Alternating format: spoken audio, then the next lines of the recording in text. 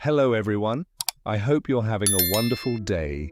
Today, we follow Tuna as she digs deeper into a hidden truth, only to realize she's walked straight into a deadly trap.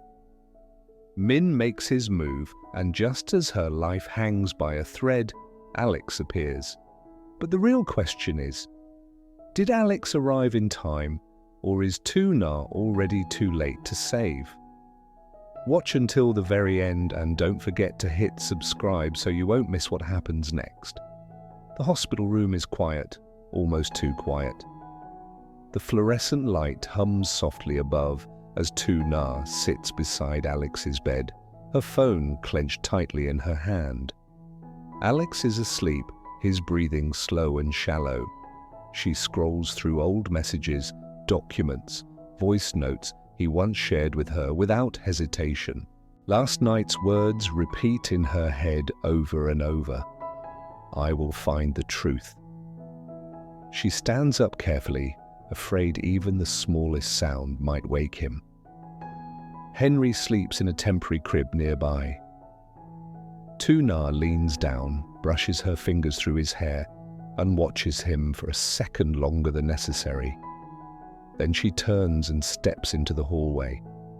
Each step feels heavy, final. Once she starts this, there's no turning back. Back home, she opens her laptop and logs into Alex's old email account. He gave her the password a long time ago, never thinking it would lead to this. She searches slowly at first, project names, payment records, old attachments. Then she narrows it down. Numbers start to stand out. Transfers that don't match. Payments that don't make sense. Her heart starts racing, but not from fear, from clarity. She opens file after file, cross-checking dates, amounts, destinations. One name keeps appearing, Min, again and again. Money routed through shell accounts, then quietly landing in a personal account tied to him. Tuna writes everything down, screenshots every page. Her hands shake, but she doesn't stop. The glow of the screen lights her face in the dark room. Her eyes are sharp now, focused. For Alex, for Henry, she whispers. I have to finish this. Hours pass. The city outside goes silent. Lights turn off one by one in neighboring buildings. Tuna stays where she is, surrounded by the past Alex tried to protect her from. She is no longer the woman learning how to reply to emails at work. She is a mother and someone who has decided she will not step back. Morning comes quietly. Tuna sits in a small coffee shop near her apartment, a USB drive clenched in her palm like something fragile and dangerous. She plugs it into her laptop and opens the copied files. This time, she sees it clearly. The numbers don't lie. Transfers split carefully to avoid detection, routes designed to look clean on the surface. This isn't suspicion anymore, this is proof. Her chest tightens as she saves everything again, double-checking backups. She screenshots the key pages and emails them to herself. Her hands tremble, not from fear, but from the weight of what she's holding. She thinks of Alex lying in that hospital bed, of his quiet smile yesterday when she told him she was starting to feel useful at work. Now she has something that might finally protect him. Tuna opens her phone and messages an old friend who works in finance. Simple words, no details, just enough to ask for verification. She knows this step makes things real and dangerous. Sunlight streams through the cafe window, warming her shoulders. People laugh at nearby tables, unaware of what's unfolding just a few feet away. Tuna takes a deep breath. For the first time since the attack, she doesn't feel helpless. She slips the USB drive into her pocket and stands. Her steps are firmer as she walks outside, but deep down she knows the truth comes at a cost. Across town, Min sits alone in his parked car. The street is dark, empty. His phone lights up his face as he reads a message from someone inside the company. Tuna is asking about the old project. She might know something. Min's jaw tightens. His fingers grip the steering wheel until his knuckles turn white. He's been careful for years, too careful, and now everything is slipping. His expression hardens. "So she found it," he mutters. The image of Alex bleeding on the office floor flashes through his mind. That should have ended it, but it didn't. Tuna is still standing, still digging. Min lets out a low laugh, cold, empty. She's gone too far. He pulls out his phone and scrolls until he finds her number. Before he calls, it buzzes in his hand. Tuna. He answers instantly, his voice smooth, almost kind. "Sister Tuna." "I heard you've been looking into some old things." There's a pause on the line. Then her voice, calm, careful. "I think we should talk." Min smiles. "Of course, let's meet. Face to face." They agree on a place, a quiet one, private. The call ends. Min starts the engine. In his eyes, there's no hesitation left, only intent. That night, Tuna sits beside Alex's bed again. He's awake now, weak but conscious. She holds his hand and tells him everything. What she found, the transfers, Min's name, the meeting. "I have to go," she says quietly. "I need him to admit it. I'll record everything." Alex listens, his face growing tense. He knows Min better than anyone. He knows what kind of man he's become. "This is dangerous," he says softly. "I know," Tuna replies. "But if I don't do this, he'll never stop." Alex squeezes her hand but says nothing more. When she leaves the room to go home to Henry, his eyes stay open long after she's gone. Minutes later, he calls for the nurse. "I need to leave," he says. "Now." Against advice, against pain, Alex gets dressed. His movements are slow, unsteady, but determined. He gets into his car and drives into the night, following the address Tuna mentioned, not knowing he's racing toward the same trap. Tuna arrives at the abandoned warehouse alone. The air inside is cold, heavy with dust and rust. She turns on her phone's recorder before stepping forward. Min emerges from the shadows. "What did you find?" he asks. Tuna meets his gaze. "Enough." And that's when she sees the knife in his hand. Her heart drops. She turns to run. Min moves faster. Footsteps echo. Her foot catches. She falls. He raises the knife and then, "Stop!" A voice cuts through the space. "Alex." Time freezes. Min turns. Too late.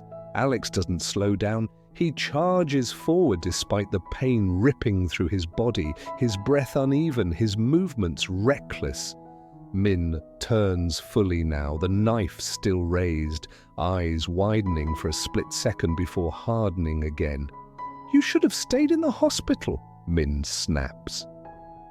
Alex doesn't answer. He throws himself between Min and Tuna without thinking. Min reacts on instinct. The blade flashes. Tuna screams. The knife drives into Alex's shoulder, deep and brutal. Blood spills instantly, dark against his shirt.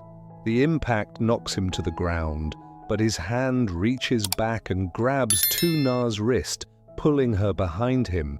He shields her with his body, even as the pain forces a sharp cry from his chest. Min staggers backward, staring at the blood on his hands. The knife slips from his fingers and hits the concrete floor with a loud clang. For a moment, no one moves. Alex collapses fully now, his weight dragging Tuna down with him. She drops to her knees, pressing her hands against his wound, panic flooding every part of her. "Alex, no, please!" Her voice breaks. "Stay with me, please!" His face is pale, sweat clinging to his skin. He looks up at her, eyes struggling to stay open. "You're safe," he whispers. "That's enough." Blood soaks through her fingers. She presses harder, shaking, crying, not caring about the pain in her hands. Behind them, Min stumbles backward, his expression empty, stunned by what he's done. The sound of sirens begins to rise in the distance, faint at first, then louder. Red and blue lights flash through the broken windows. Police burst into the warehouse, shouting commands. Min doesn't run this time. He doesn't fight. He lets them grab him, force his hands behind his back, push him to the ground. Tuna doesn't look at him. She doesn't see the handcuffs close. She doesn't hear the accusations. Her entire world is Alex, bleeding in her arms. "Please," she whispers to no one in particular. "Please don't take him." Paramedics rush in, pushing her gently aside. She refuses at first, clinging to Alex's hand until someone carefully loosens her grip. "We need space," one of them says firmly. Tuna steps back, her hand shaking uncontrollably, covered in blood that isn't hers.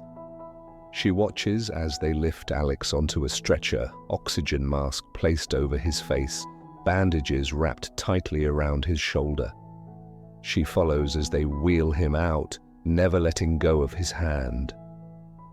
The ambulance doors slam shut, the siren screams. Tuna sits beside Alex as the vehicle speeds through empty streets. Her knee presses against the stretcher, her fingers locked around his. His breathing is shallow, uneven. Machines beat beside him, counting what she's too afraid to count herself. "Don't leave," she whispers again and again. "Henry needs you." I need you. Outside the window, the city blurs into streaks of light. Everything feels unreal, like a nightmare she can't wake from. Just hours ago, she was holding proof, believing she was finally in control. Now she's begging the universe for one more chance. The ambulance stops. Hospital doors fly open. Alex is rushed inside, disappearing behind swinging doors once more. And once again, Tuna is left waiting. She sinks onto a bench in the hallway, her clothes stained, her hands still shaking. The smell of antiseptic fills the air. Sharp and cold, nurses rush past. Voices echo, time stretches thin. Her phone vibrates in her pocket. A message from home. Henry is awake. Her chest tightens painfully. She closes her eyes, forcing herself to breathe. She can't fall apart, not now. She replies quickly, asking a neighbor to stay with him a little longer. Then she lowers the phone and presses her palms to her face. Minutes pass, or hours. She can't tell. Finally, a doctor steps out. Tuna stands immediately. "How is he?" Her voice is barely steady. The doctor hesitates. "He lost a lot of blood.